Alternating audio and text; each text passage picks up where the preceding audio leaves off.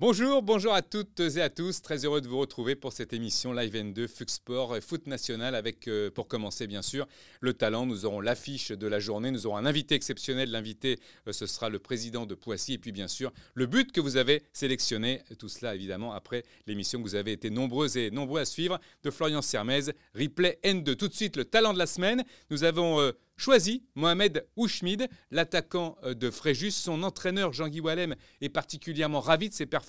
C'est un attaquant très intéressant, même si c'est un petit gabarit, il est à droit des deux pieds, très efficace, il sait gérer les efforts, il a du caractère, un bon timing, il doit être plus ambitieux, un jeu également de la poitrine avec beaucoup de jeux en déviation de la poitrine, il doit être plus ambitieux, il a fait toute sa carrière en N2 et doit rester également aussi bien sûr basé sur les fondamentaux. C'est lui le talent de la semaine, Mohamed Ouchmid de Fréjus.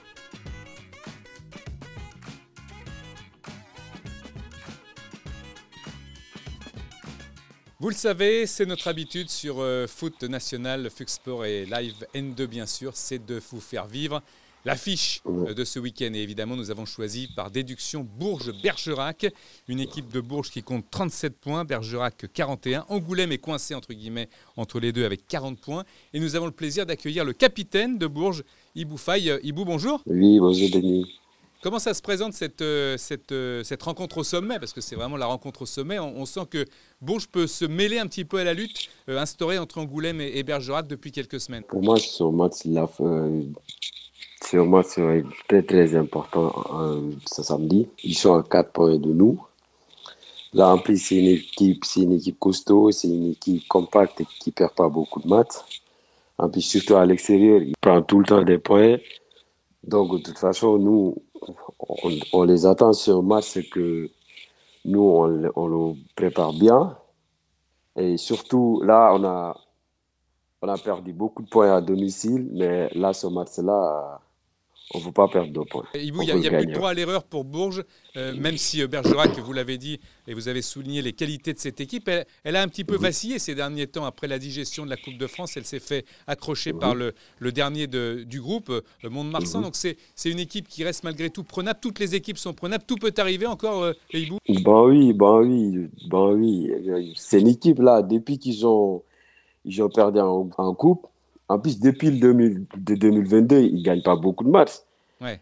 Mais là, ils ne gagnent pas, ils ne perdent pas en plus. En plus, le plus important, c'est à l'extérieur d'avoir des points, de ne pas perdre des matchs. Ibou, c'est quoi le danger pour vous? C'est de compter un petit peu sur les failles de l'adversaire ou au contraire, il va falloir juste compter sur vos qualités et faire en sorte que Bourges enflamme un petit peu la rencontre pour essayer de marquer rapidement et d'atténuer leur confiance qu'ils ont forcément en eux puisqu'ils sont leaders. Nous aussi, d'habitude, on regarde pas on regarde beaucoup la qualité de l'adversaire parce Ouais. qu'eux, ils ont une qualité, c'est une équipe compacte.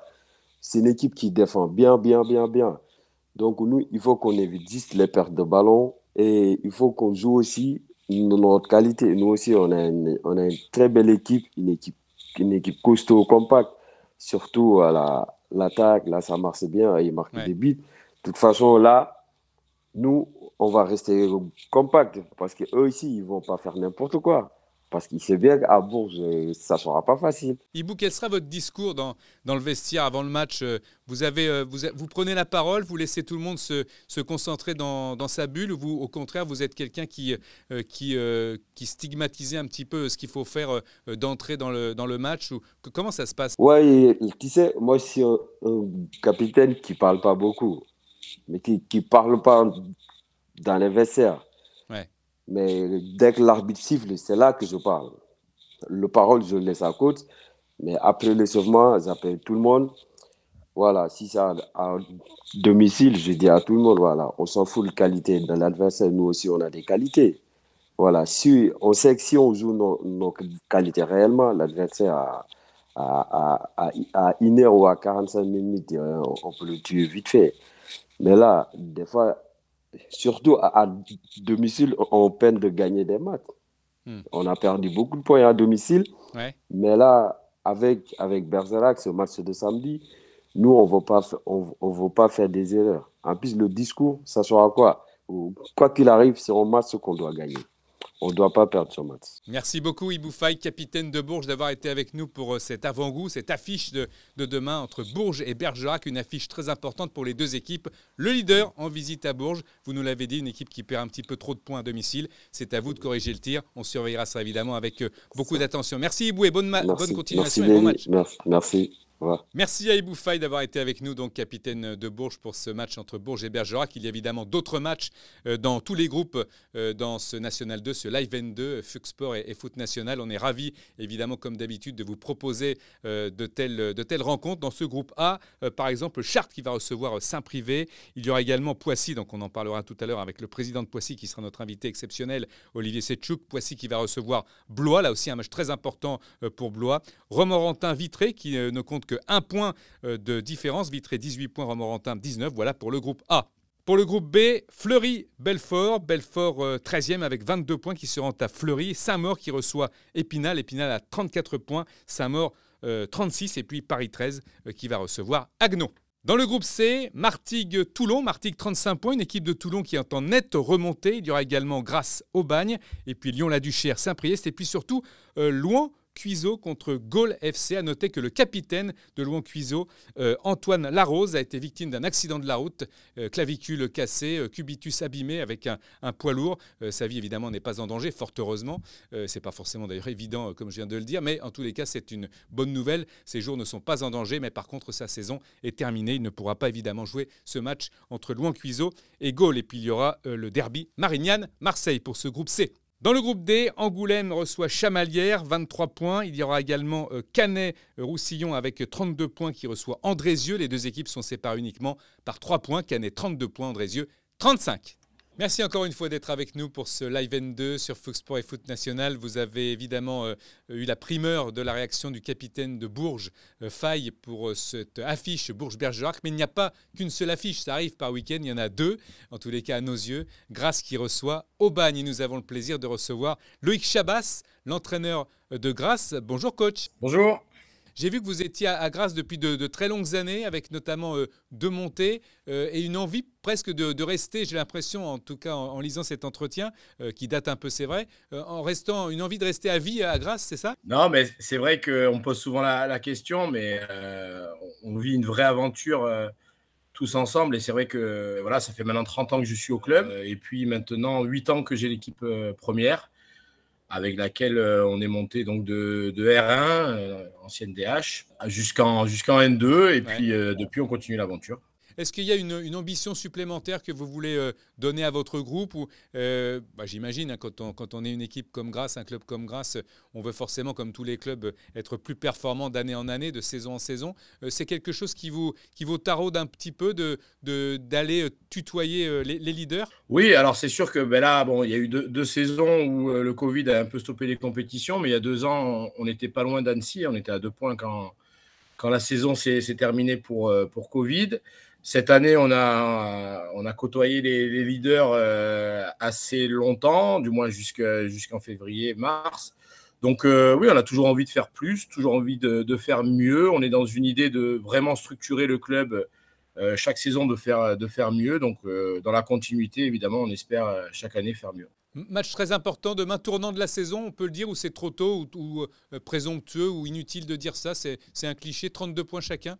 Déjà, avant tout, ça va être un beau match à jouer. Aubagne, c'est vraiment une belle équipe. On les a rencontrés donc à l'aller où on avait perdu 1-0 chez eux.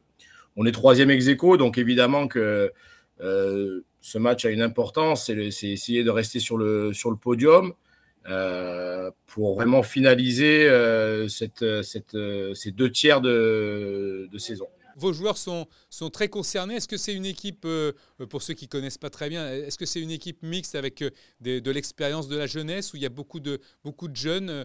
Comment se déroule votre quotidien aussi par rapport à cette équipe et vos entraînements? C'est vrai que quand j'ai pris en main l'équipe première, on avait une idée. Une idée, c'était vraiment de travailler sur du local, d'avoir une vraie identité et ça permettait d'avoir une vraie cohésion. Cette cohésion, c'est ce qui fait un peu notre force depuis maintenant des années. Donc déjà, dans un premier temps, si on devait décrire notre équipe, c'est une équipe avec beaucoup de joueurs locaux qui ont été formés dans le département. Et puis, on a pas mal de jeunes joueurs avec quelques joueurs expérimentés qui étaient là depuis depuis la saison où on était en R1, donc qui ont vécu les accessions. Vous le voyez comment ce match? Ça sera ma dernière question, Loïc. Après, on vous laisse tranquille. Vous sortez de l'entraînement. Oui, c'est ça. Comment vous le sentez? Les joueurs ont une appréhension ou en National 2 à ce niveau, on est comme des professionnels ou comme dans d'autres équipes, hein. C'est l'envie de gagner et de vouloir dépasser l'équipe qui est collée à votre classement aussi. Oui, c'est sûr qu'il y a beaucoup d'excitation parce que, comme je vous l'ai dit, c'est un plaisir déjà de jouer au football, de jouer à ce niveau-là et rencontrer une belle équipe comme Aubagne. Forcément, ça donne envie, ça fait plaisir et les joueurs sont prêts. Voilà, après, on a cet objectif d'essayer de rester le plus longtemps possible et de finir, pourquoi pas, la saison sur le podium. Donc voilà, donc il y a vraiment de l'excitation dans cette préparation de match.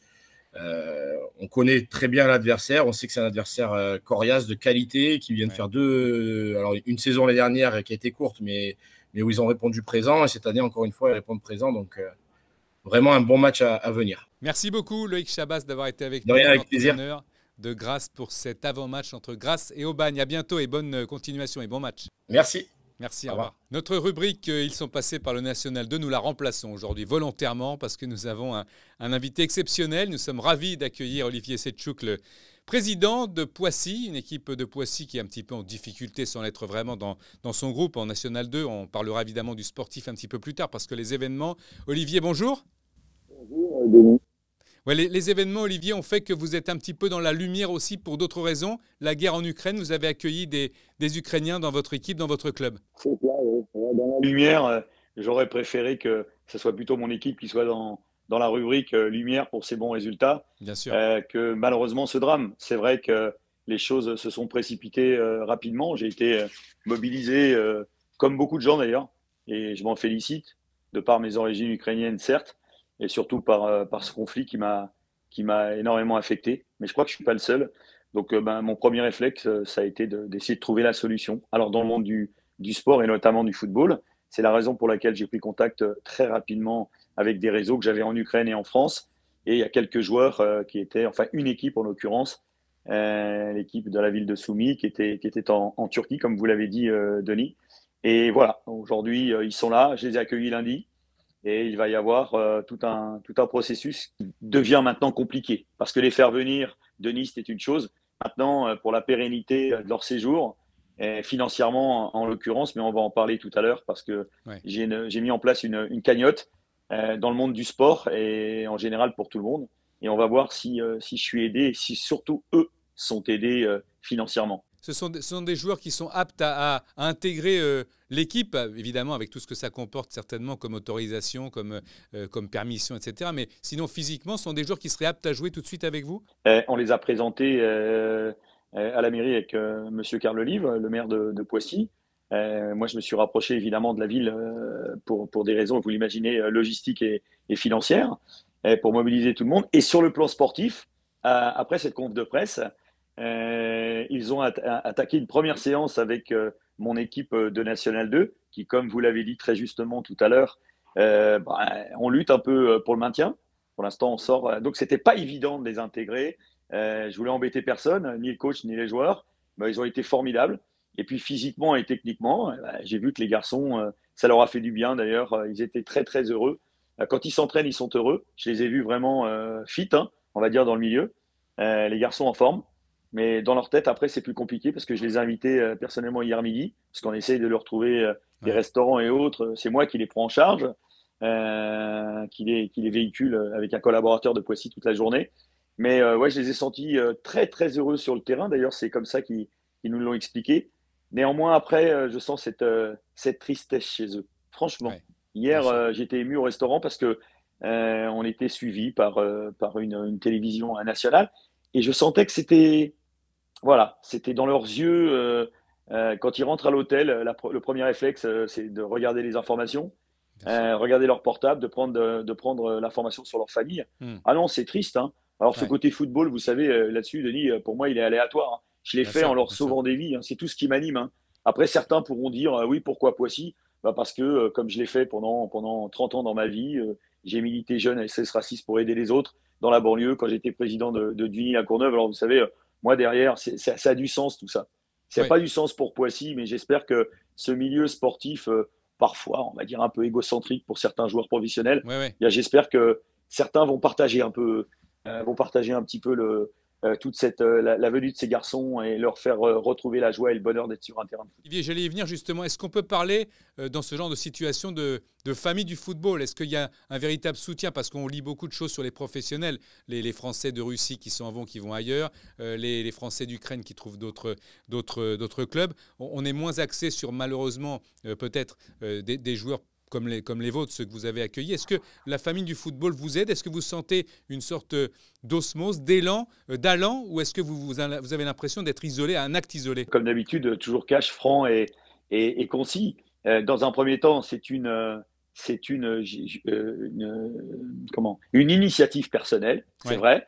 Derrière, bon, dans le monde du football, j'ai joué quand même dans les centres de formation dans quelques clubs intéressants. J'ai beaucoup de réseaux. Néanmoins, à part quelques-uns, hein, hier, Roland Courbis était là avec mon ami Michel Moulin à la conf de presse. Dans le milieu sportif, en l'occurrence dans le milieu du football, Jean-Luc Haribard de Versailles m'a dit qu'il allait m'aider sur le plan financier. Donc c'est bien. Pour d'autres, pour l'instant, sur cette cagnotte, il n'y a pas. Ah, oui, j'espère que ça va bouger. Alors évidemment, comme on les a présentés hier, ça fait une semaine qu'ils sont là. Bon, on n'est pas encore, j'ai pas encore activé tous les réseaux. Néanmoins, je fais partie d'une association qui s'appelle le Club 111 avec Philippe Sella et les enfants de Laval. Nous travaillons dans le monde du rugby, d'ailleurs, pour les enfants en Afrique. Donc, tous ces gens-là m'ont appelé. Hein. Ce sont des amis, on fait partie d'un club. Et on est tous mobilisés justement pour d'autres causes. Et là, ils m'ont dit, Olivier, t'inquiète pas, tous les membres. Alors, j'espère. Alors, dans cette famille du football, aujourd'hui, j'ai pratiquement eu aucun appel des anciens joueurs pro dont je tairai les noms, qui sont au départ des amis. Hein. Oui. Vous savez, l'amitié, c'est dans l'adversité qu'on reconnaît tous ses amis. Toujours. Mais pour l'instant, j'en ai quelques-uns.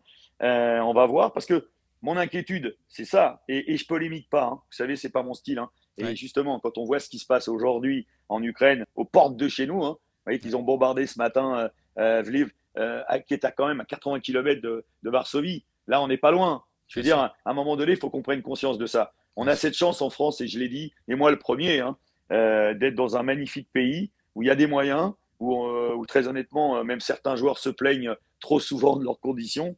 Je pense que là, je ne sais pas, je lance un appel, hein, je vous le dis très très honnêtement, je lance un appel à ce monde de football pour savoir les valeurs que l'on inculque. J'ai été éducateur aussi avant d'être président, et surtout joueur. Qu'est-ce que j'apprends à mes enfants et aux autres? C'est de leur dire le sport collectif, c'est la solidarité, c'est se mettre au service des autres, c'est mettre son ego de côté.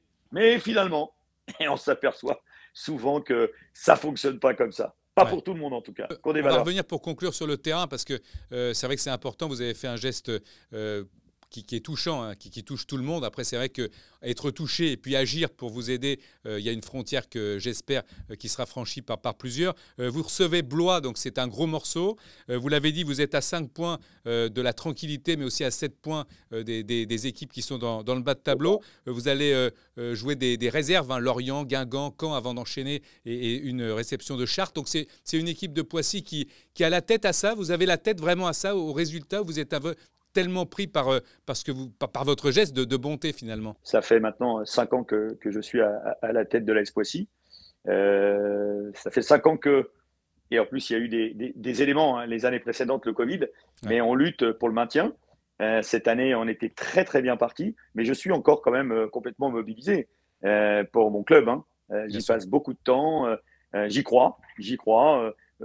J'espère, étant quelqu'un de croyant, je pense que là-haut, on nous aidait. On a eu une période très compliquée. On vient de gagner 2 matchs de suite. C'est pas anodin. Hein. À Saint-Privé, 3-2. Aller marquer à la 92e. On perdait 2-0 contre Plabennec à la maison à la mi-temps. On gagne 3-2.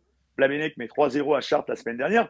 Ça veut dire que ce championnat, vous savez, et vous connaissez très bien le football, Denis, c'est très compliqué la Nationale 2. Très compliqué. Et ce groupe, tout le monde est serré, à part, je pense, Versailles aujourd'hui, qui fait un parcours remarquable.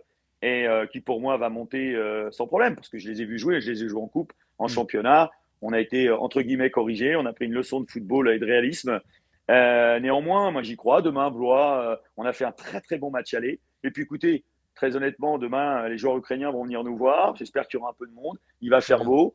1, 2, 3, jamais 203. Et là, on se mettrait un peu à l'abri.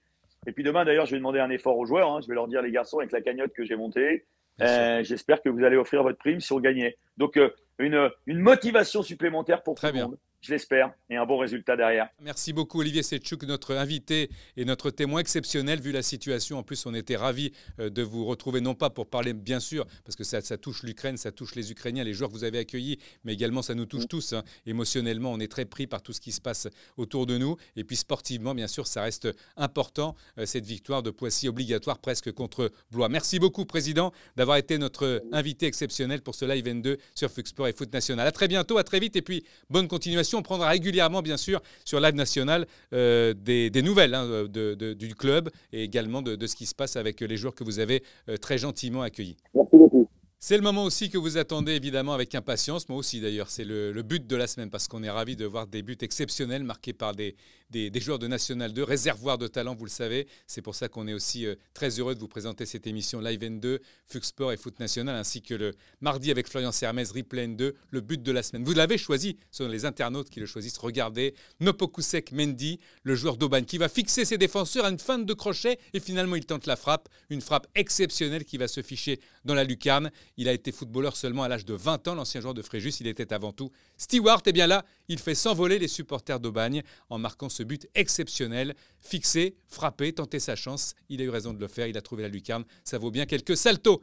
Merci de nous avoir suivis pour cette émission encore. C'était un plaisir d'être avec vous. Je vous le dis et je vous le répète bien sûr. Rendez-vous mardi avec Florian Sermez pour Replay N2. Très bonne journée.